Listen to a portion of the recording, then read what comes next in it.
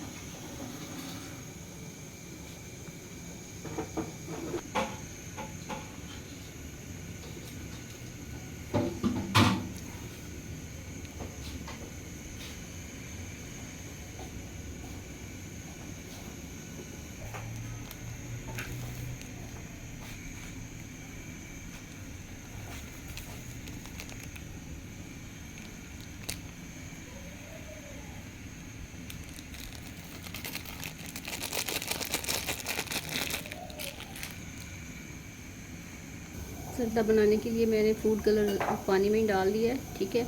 और 1 किलो चावल है और मैंने तकरीबन 3 किलो पानी जो है वो उबलने रखा है। उसमें मैंने छोटी इलायची और लौंग और जर्दे का रंग डाला है, ठीक है। अब हम इसमें चावल ऐड करेंगे। चावल लेने दें चल कर। आपने इनको इतना यानी 70% कुक करना है। ये देखिए 70% का मतलब है कि जब आप इसे मसलें तो ये टूटे नहीं चावल, ठीक है। बस आपने 70% इसे कुक कर लेना है, फिर आपने इसे स्ट्रेन कर लेना है। अब आपने ये जो है 200 ग्राम्स देसी घी, आप डाला घी भी इस्तेमाल कर सकते हैं। 200 ग्राम्स देसी घी आपने डालना है। एग्जैक्ट मेजरमेंट है ये 1 किलो की। 1 किलोग्राम के लिए आपने करना है।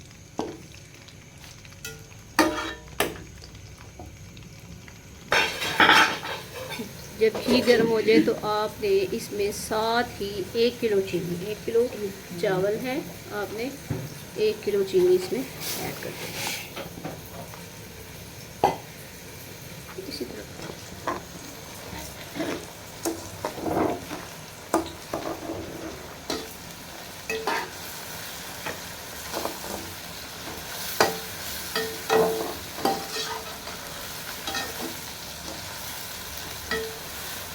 जब ये शुगर मेल्ट होना शुरू हो जाए, साथ ही आपने इसमें ये 1 पाउच दूध है 250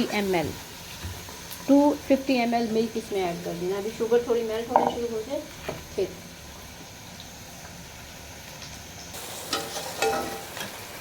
आपने ये चीनी के अंदर 250 ml जो है दूध डाल दिया, 1 पाव दूध डाल दिया, ठीक है। 200 ग्राम देसी घी था, जब गर्म हो गया उसमें चीनी डाली और फिर हमने उसमें ये 250 ml जो है वो फ्रेश मिल्क ऐड कर दिया है। अब हमने इसे अच्छी तरह पकाना है।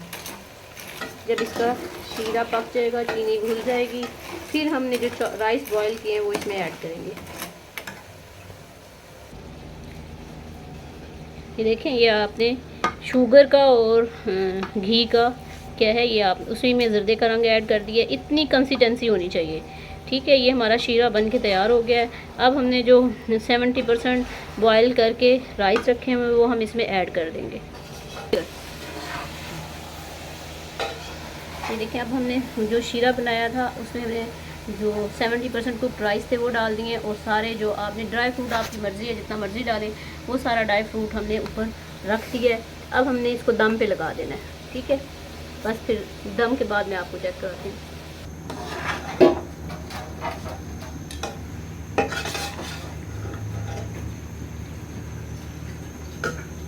ये तो अब इसके अंदर